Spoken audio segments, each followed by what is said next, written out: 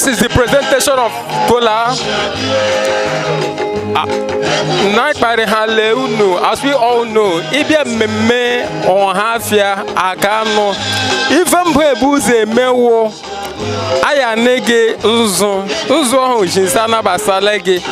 Then the next thing wo oji we fair Igwe Basaga Ubua PG passing the kola to High Chief Uche Oboso. This Uche Oboso was the former chairman of Hafia local government area.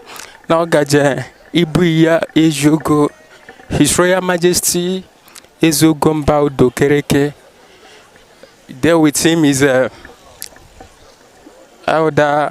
Ibenjoko, the honorable elect. Wow.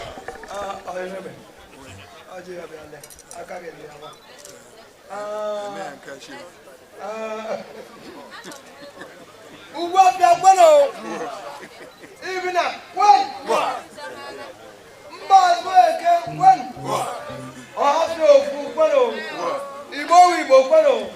Nigeria Akanu, Unubiko, Ojinda Akanu, Oniga no Kubeke, Oniga Jija. Oh, yeah, we go to Akanu because of conference. Opposite Mulea. Oh, Jika Halea, and go to buy out. Oh, God, I will bring that I better. Elegant Jikota, elegant Jikota Akanu. Going back one line. By a tojo, I had the right back. I had the right money. I had the right map. I had the right map. Obachin said, I know only believers of the Asata.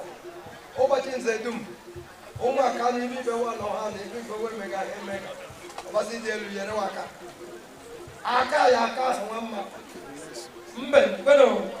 I'm not. As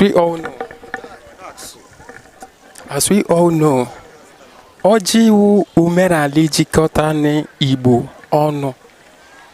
And one of the things about this kola is that Mbobalage megoji anega suya beke. In case in the ayakpa isi Oji anega no beke.